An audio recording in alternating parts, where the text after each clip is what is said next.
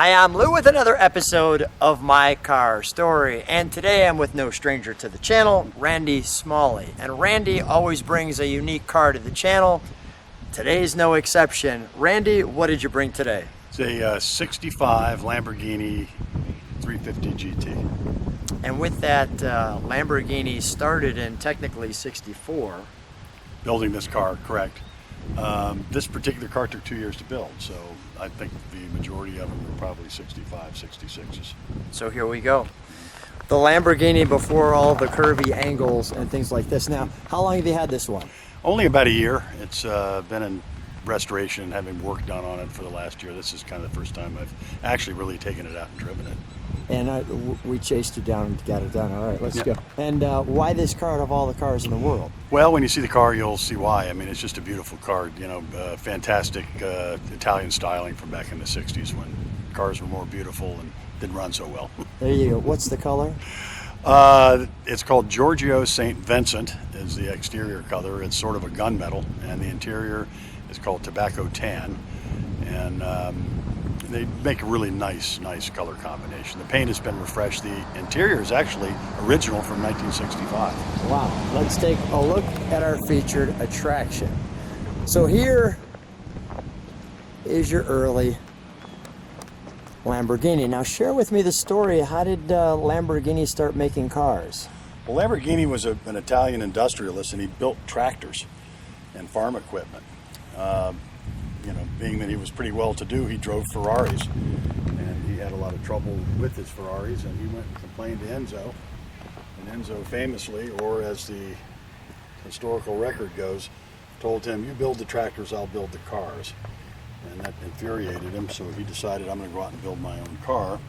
He then proceeded to hire all of the Ferrari engineers, and when you look under the hood, you'll see it looks like a Ferrari V12 under there. And he kind of insulted Enzo too by calling it a 350 GT instead of a 250 GT, which is what the Ferraris were all known as at the time. Wonderful. I'm going to step back here in a moment. Are these grills functional? They look like it. Yeah, they're ventilation. They look kind of like speakers, but they're ventilation. Mm-hmm. Let me show the car. While I'm right there, I just want to show one thing. Look at the glass. The curvature to it, actually in the glass. The compound curves of the whole frame and everything. The body was built by Touring, and it's all alloy aluminum. They built all of the bodies, and the construction process was Lamborghini built the chassis with the motors, and then this is body on frame, and then the cars were mated together and the body was placed on the chassis. Probably why it took so long to build them. We're in Fountain Hills, Arizona, and we have the fountain behind us. They only built 120 of these, by the way. Is that right? Yeah, they followed it on with a 400 GT, which was larger. It had little seats in the back, similar to like a 911 Porsche. Had a slightly larger engine, I think 3 liter. This is a 2.5 liter V12. 2.5 liter V12. That's something. That's a little baby pistons.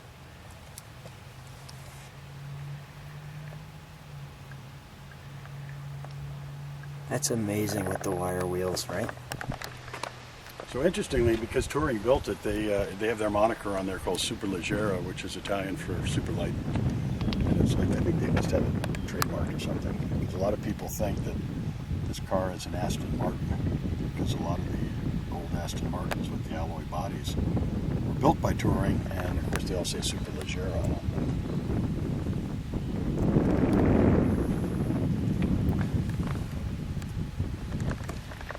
Another interesting story is that license plate is from Spain. The original purchaser who ordered it was from Madrid, and when he took delivery of the car, that license plate was put on it, and that license plate's been with the car ever since 1965. Is that right?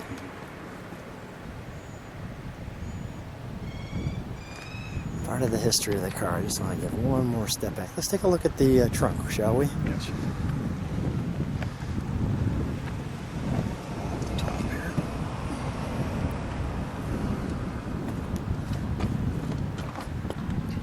Notice we've got the two pieces here, the prop, come off This of is here. a toolkit. Some of the tools are original, obviously some have been replaced, but those are the tools of the day with wooden handles and stuff. The hammer for the wheels. Right. Show me the light box if you would, because that's unique. Yeah, this is kind of interesting. Spare bulbs. Look at that headlight bulb. But the problem with it, even as big as it is, it doesn't put out very much light. Yeah, right. Driving at night is an adventure. Okay. But anyway, spare fuses and bulbs of different types. Very nice. Which was, very common back in the day. I mean, if you remember these old cars, you were always replacing light bulbs. Yeah. And that was a sort of standard procedure. And what's the other? We've got a jack. Jack and tire bars and things like that. Got it. All right. I'm gonna go. May I noticed while we shut that, we have. It's 2 gas tanks. Fills. Tanks are on either side, and there's a crossover pipe. And you have to fill them from both sides because the crossover pipe is very small. It takes, when one tank's full, the other one's half empty, so you have to fill them from both sides. Yeah, right. How many gallons on something like this? I really don't know. The gas gauge doesn't work very well, but I would suspect it's somewhere around 16, 18 gallons. Let me show that from here.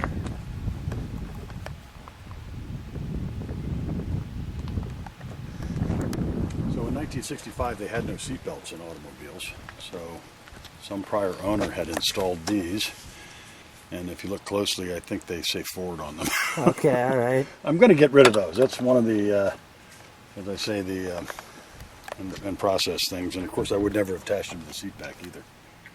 Might as well not have them. And you shared that this is the original interior as well. Well, this car spent about 20 years in Japan with the president of the Japan Lamborghini Club.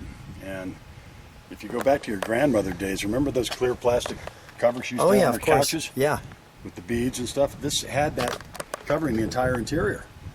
And I suspect that's the reason why it's survived so well. I mean, the carpets have been replaced, but all the leather is in.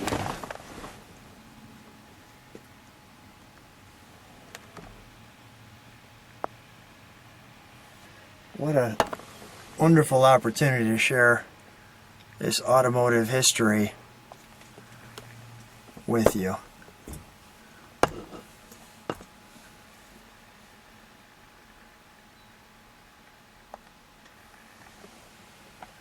If you look down the center of the dash, you'll see 2 electric switches for the windows. Yeah. The car was ordered, interestingly, with only an electric window on the driver's side. It's a crank on the right side. If you look at the door, you'll see the hand. Oh, yeah. Crank. But they put the switch in anyway. And I noticed we have a hole for the crank on this side now that you mentioned that. That's a backup, and I have the crank. It's in the glove compartment. So I guess if it ever fails, You've got an you option. can crank it. What speed gearbox? It's a 5-speed ZF. That's pretty cool.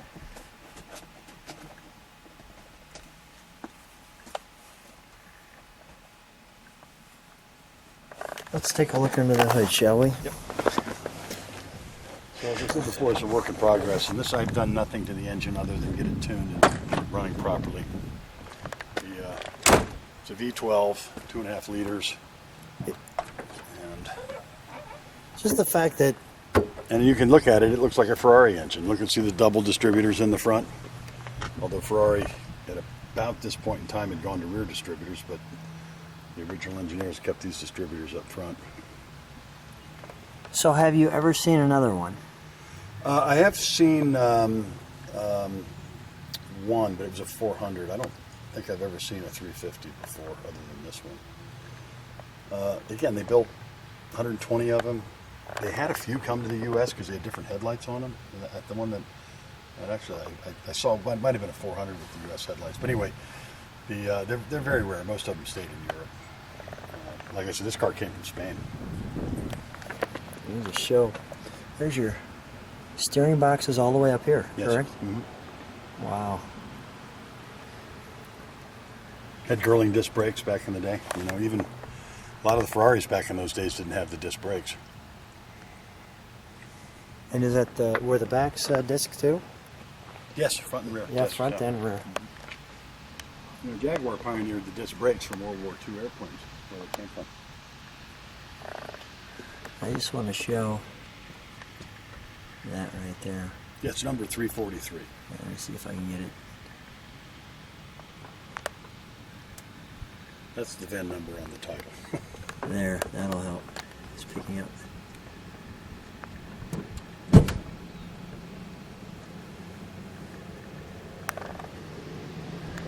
In the bag. It's just an amazing automobile. And even the... Well, a lot of people have said back in the day that these cars drive substantially better than the Ferraris of the time. And I got to tell you, the thing drives fantastic. I mean, it's a wonderful car to drive. I mean, it's smooth. It's not particularly fast, but it's quick. And I mean, it's you know, it's quiet. It's great. It's got really positive steering, good handling. Only thing I wish it had was air conditioning because we're in Arizona. So. Let's fire it up, shall we? Yeah.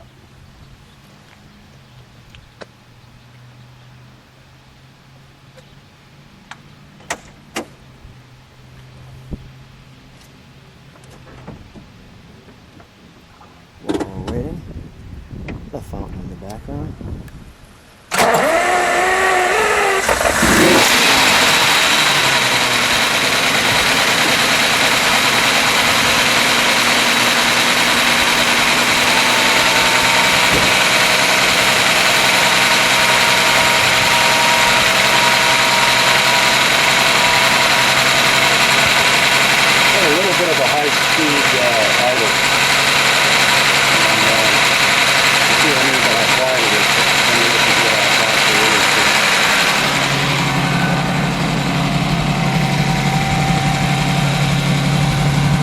That's not engine smoke.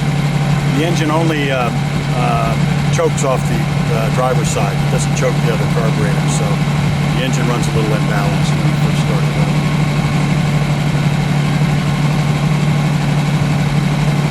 Yeah, it's about 50 degrees out today, so Yeah. that's all moisture. Exactly. Give it a kick down. I think it's a little higher than normal. Well, it doesn't kick down the same way that you would, you know, an American car would kick Okay. down. Because it has a manual choke. Show me.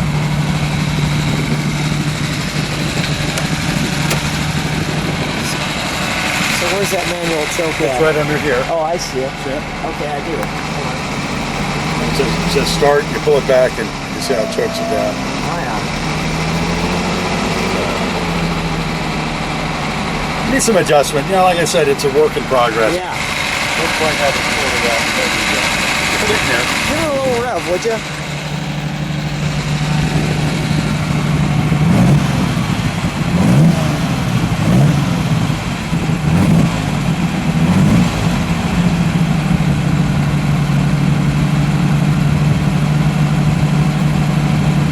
Nice.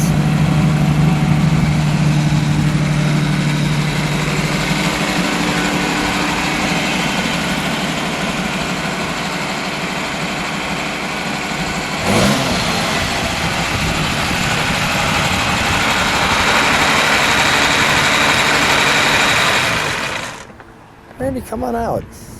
Thank you. Did I misread that hand signal? Did you want me to rev it or did you want me to turn it off?